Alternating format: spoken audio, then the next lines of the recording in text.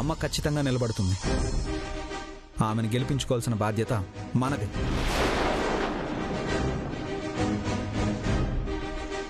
నాకు కూడా మా అమ్మని గెలిపించుకోవాల్సిన బాధ్యత ఉంది. సరే చూద్దాం, మీ అమ్మని నువ్వు గెలిపించుకుంటావు, లేదంటే మా అమ్మని నేను గెలిపించుకుంటాను.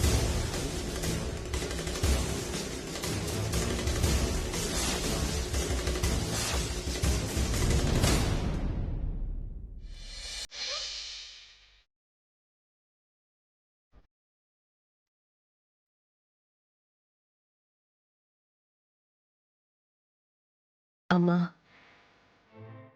నువ్వు నా పేరు చెప్పినప్పటి నుండి ఇంట్లో వాతావరణం పూర్తిగా మారిపోయింది.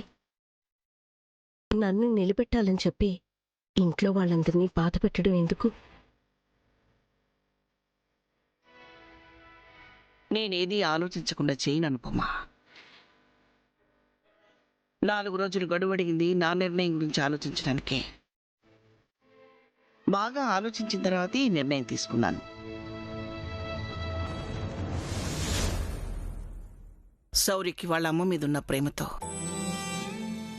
దమయంతి ఆ పదవికి పనికొస్తుందా లేదా అని ఆలోచన చేయలేకపోతున్నాడు. అయినా 30 ఏళ్లుగా నేను ఈ పదవిని కాపాడుకుంటూ వచ్చింది కేవలం నా మంచితనంతో, 10 మందికి మంచి చేయడంతో. అలాంటిది ఈ రోజున ఎవరో వచ్చి ఆ పదవిలో కూర్చుంటే దాన్ని నమ్ముకున్న జనాలకి ఏమాత్రం మంచి జరగదు. నా కుటుంబం కారణంగా చేనేత కార్మికులు నష్టపోవడం నాకిష్టం లేదు. శివ, దమయంతి ఆవేశంతో మాట్లాడుతుందని మనకు తెలియందేం కాదుగా. ఒక 2 రోజులు ఆగితే దమయంతి చల్లబడుతుంది, ఆలోచిస్తుంది. నిదానంగా శౌర్యకి కూడా మనం సర్ది చెబుదాం. ఇక దీని గురించి మీరేం దిగులు పడకండి. అనుపమా, ఆ పదవికి నువ్వే న్యాయం చేయగలవు. నా నమ్మకం కూడా అదే. నువ్వే నిలబడాలి, నువ్వే గెలవాలి. ఇక ప్రశాంతంగా ఉండండి.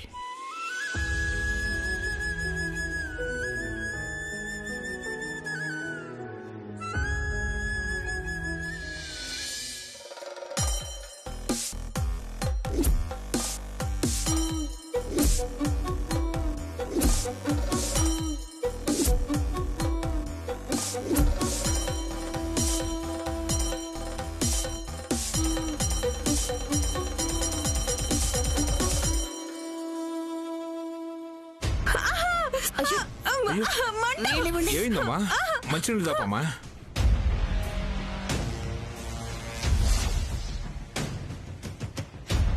ఇంకెప్పుడు ఇలాంటి ప్రయత్నాలు చేయకూడదని నీకు అర్థం కావాలి కదా. నా కూతురుతో కొంచెం జాగ్రత్తగా ఉండమ్మా.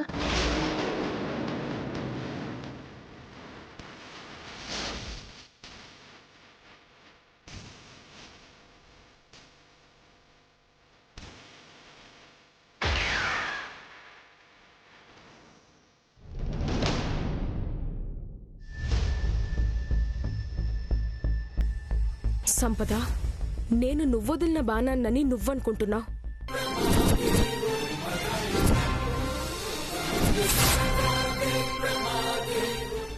అవకాశం కోసం నేనే నిన్ను వాడుకుంటున్నానంతే. నాకు కావాల్సింది నేను ఇంటికి రావడం.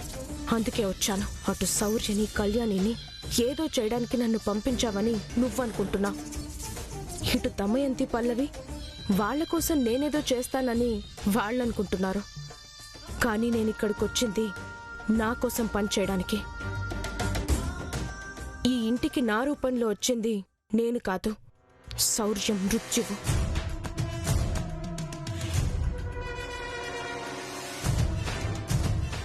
శౌర్య, మా నాన్న నీ వల్లే నాకు దూరం అయ్యారు. నా తల్లి ఒంటరిగా మిగిలిపోయింది.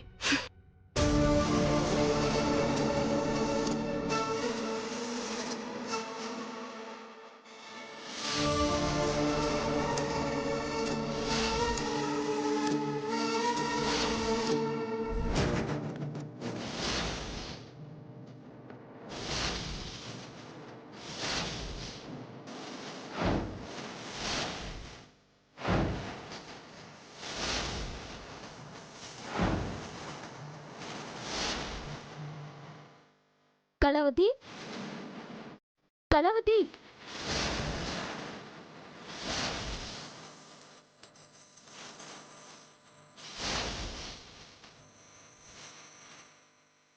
కళావతి. ఈ కళావతి ఎక్కడికి పోయింది? భోజనానికి పిలుద్దామంటే ఎక్కడ కనిపించట్లేదు. కళావతి పైన ఉంటుందా?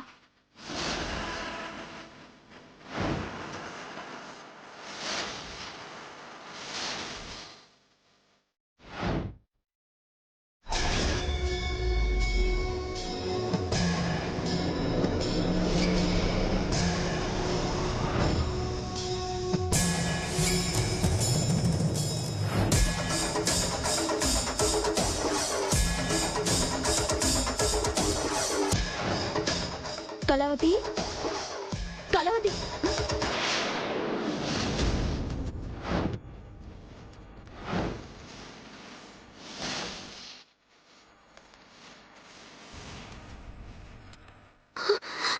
అయ్యయ్యో, ఫోటోల మీద కొవ్వొత్తి పడి కాలిపోతున్నాయి.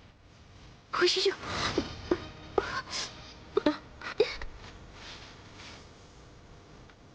అయ్యయ్యో, ఇదేంటమ్మా? సారీ కళ్యాణి, మీరెంతో ఇష్టపడి తీయించుకున్న ఫోటోలు నా వల్ల కాలిపోతున్నాయి. సారీ. ఇదెంత అపశకునమో తెలుసా?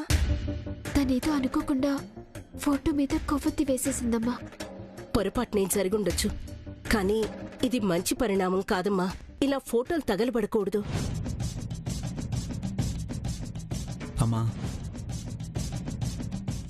ఎందుకు అనవసరంగా ఫీల్ అవుతున్నావు?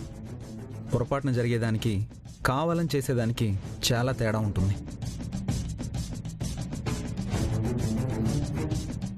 తనేదో పొరపాటున చేజార్చుకుంది, దానివల్ల ఫోటోలు తగలబడ్డాయి. అది అపశకునం అని మీరు అనుకుంటే ఎలా? చెప్పమ్మా. అవును కళావతి, ఇంట్లో కరెంట్ ఉంది కదా, కొవ్వెత్తి వెలిగించాల్సిన అవసరం ఏముంది? నిజమే కదమ్మా, కొవ్వొత్తితో పనే ఉంది. అంటే మా ఇంట్లో మేమందరం భోజనానికి ముందు క్యాండిల్ వెలిగించి దేవుణ్ణి ప్రార్థిస్తాం. ఏంటి, భోజనానికి ముందు కొవ్వు వెలిగిస్తావా? మరి నిన్న వెలిగించలేదు, మొన్న వెలిగించలేదు, వచ్చిన దగ్గర నుంచి అసలు ప్రార్థనే చేయలేదు. ఇవాళేంటి కొత్తగా?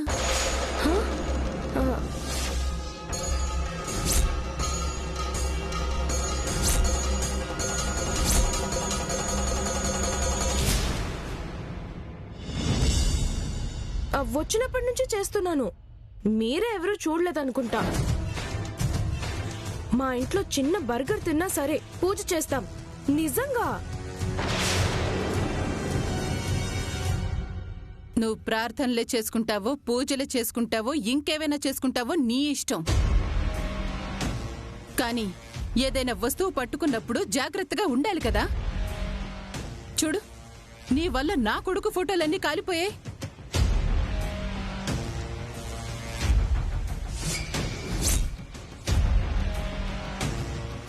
ఏదైనా అద్దం పగిలినా, ఇంట్లో ఏదైనా ఫోటో కాలిపోయినా అపశకునం అంటారు. అది తెలుసా నీకు? ఏంటంటే ఇండియా మారదా? ఇంకా పాత మూఢ నమ్మకాలేనా? ఏమవుద్ది? ఫోటో కాలింది, దానివల్ల కళ్యాణికి ఏమన్నా అవుతుందా? శౌర్యకేమైనా అవుతుందా?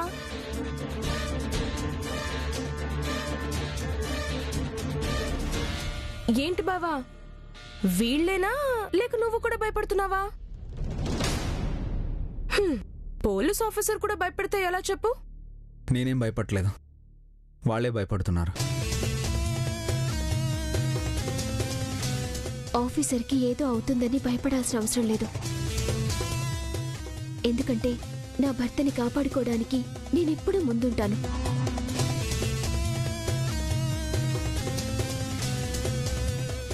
ఏంటో ఈ అప్సకునాలు ఇవన్నీ. సరే ఆంటీ, నాదే పొరపాటు. అందుకు మీ అందరికీ సారీ చెప్తున్నాను, ఓకేనా? చిన్న చిన్న పొరపాట్లకు కూడా ఇండియాలో ఇంత సీన్ క్రియేట్ అవుతుందని ఫస్ట్ టైం చూస్తున్నాను.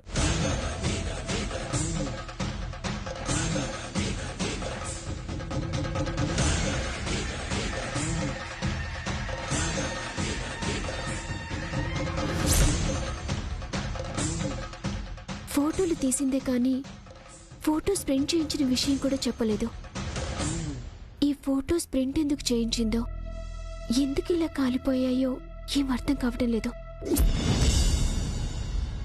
కళ్యాణి, ఎలా జరిగినా ఎందుకు జరిగినా ఇలా జరగడం అయితే మంచిది కాదు. రాత్రికి పడుకునే ముందు తల కింద ఏదైనా ఇనుప వస్తువు పెట్టుకుని పడుకోండి.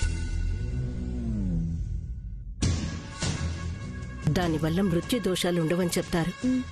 అలాగే అమ్మా. అనుపమమ్మ, నువ్వు చెప్పినట్టే చేస్తాం కానీ దీని గురించి నువ్వేం భయపడకు. నాకేం కాదు. అమ్మా, నువ్వు కూడా భయపడకు. నేనెప్పుడు భయపడనురా. ఇదిగో ఇలాంటి మాటలు విన్నప్పుడే భయం వేస్తుంది. సరే, ఎందుకైనా మంచిది చెప్పిందిగా, తల కింద ఏదైనా పెట్టుకుని పడుకో. సరే అమ్మా.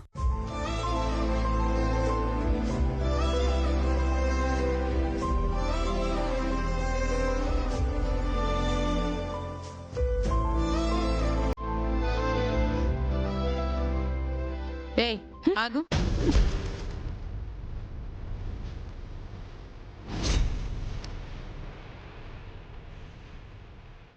ఏంటి నీ నాటకాలు? ఏం చేస్తున్నావు నువ్వు? నేనేం చేశాను ఆంటీ? చూడలేదనుకోకు. ఈ ఇంట్లో మిగిలిన వాళ్ళు నమ్మినంత గుడ్డిగా ఈ దమయంతి నమ్మదు. నమ్మించాలని నేనేం ప్రయత్నం చేయలేదే. ఏయ్, నువ్వు కొవ్వొత్తితో ఫోటోలు కాల్చడం నేను చూశాను.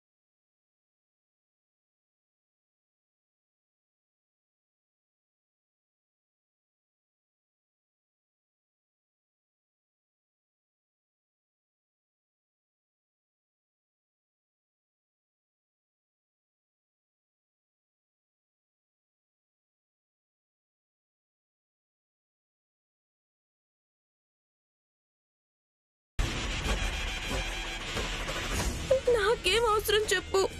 నీ ఫోటో నేను తగలు పెడతానా? అసలు అలాంటి ఆలోచన నాకు వస్తుందా? ఏంటమ్మా నువ్వు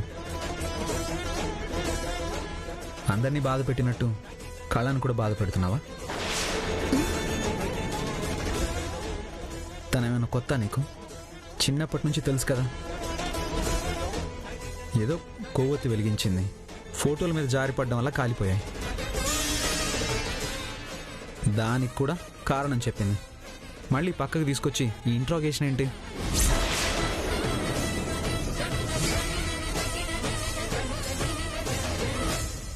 నేనేం అనలేదురా. అమ్మా, నువ్వు అన్నావో లేదో కళాన్ని చూస్తేనే తెలుస్తుంది. కళ, మా అమ్మ అలాగే అంటుంది. నువ్వేం పట్టించుకోకు. భోంచేద్దాం పద.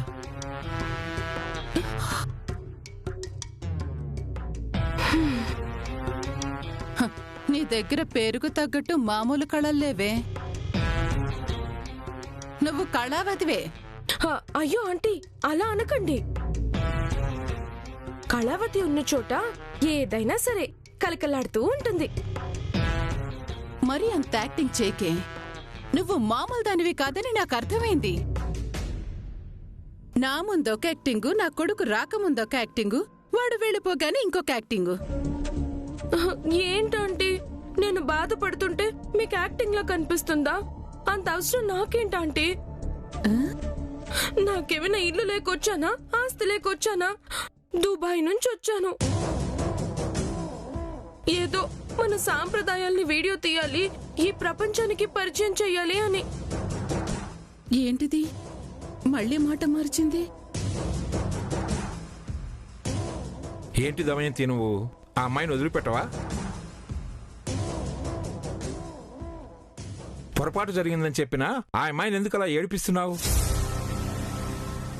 అలాంటి అమాయకురాల్ని బాధ పెడితే కళ్ళు పోతాయి, అది తెలుసుకో ముందు. అమ్మా కళావతి, నువ్వు కూడా మీ అమ్మమ్మలాగే చాలా మంచిదానివి, కళ్ళా కపటం తెలియని దానివి. ఆ విషయం మాకు తెలుసు. పద బొంచేద్దాం. దమయంతి, మాట్లాడింది చాలు, నువ్వు కూడా రా.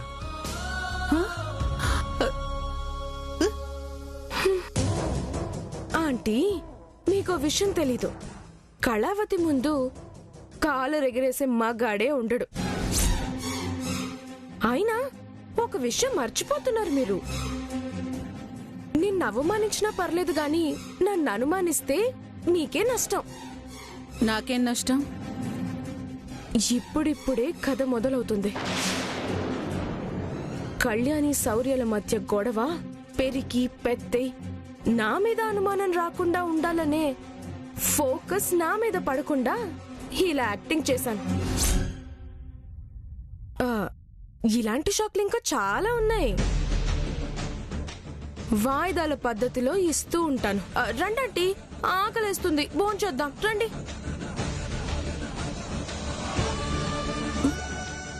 వామ్మో, ఇది మామూలుది కాదుగా.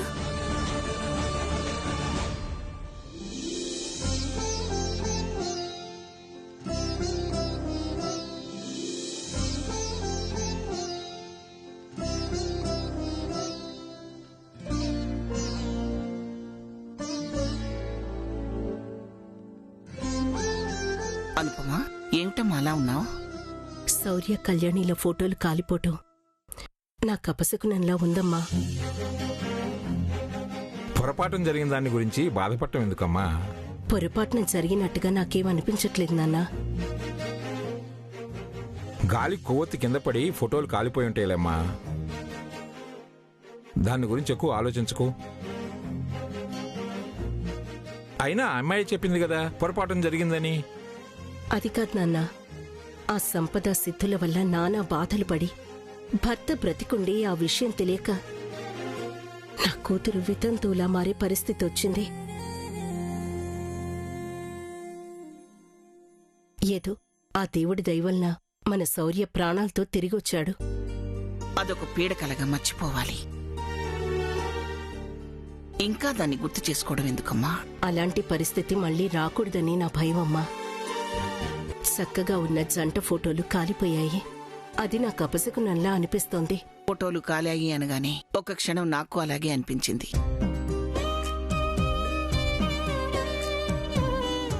కానీ ఆ దేవుడి మీద భారం వేసి ఊరుకున్నాను.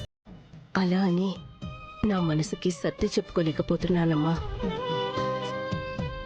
ఈ మధ్య శౌర్య కళ్యాణి చాలా సంతోషంగా ఉంటున్నారు. ఆ మధ్య వాళ్ళ మధ్య ఏర్పడిన దూరం వాళ్ళని మరింత దగ్గరగా చేసింది అని ఆనందపడుతూ ఉంటే ఇలా జరగటం నా మనసు తట్టుకోలేకపోతోంది.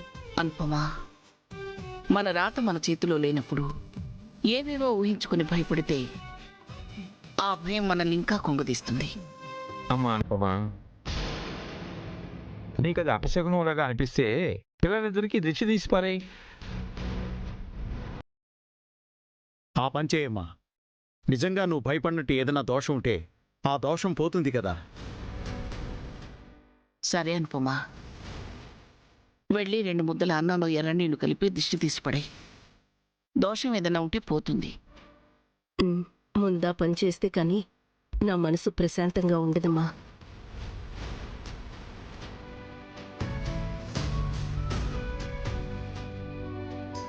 చూసారా అనుపమ తల్లి మనసు? మనం వదిలేసాం కానీ తను అలా ఉండలేకపోయింది. అలా తన అందరి గురించి ఆలోచిస్తుంది కాబట్టి అనుపమని మన సంఘానికి నాయకురాలు చేద్దామనుకున్నాను. దేవుడు ఆ మంచి మనసుకు తగిన మంచి బ్రతుకు ఇవ్వలేదు. అనుపమకు అన్యాయం చేశాడు. అప్పుడప్పుడు ఆలోచిస్తే అదే నాకు బాధగా అనిపిస్తుంది. ఆ శివయ్య లీలలేమిటో అర్థం కావండి. కష్టానికి కరిగిపోయి ఆ శివయ్యే కష్టాలు కలిగిస్తాడు. దేవుడిచ్చే కష్టం బ్రతకడం నేర్చుకోమని. అన్ని బ్రతుకులు ఒకేలా ఉంటే జీవితం విలువ తెలియదు.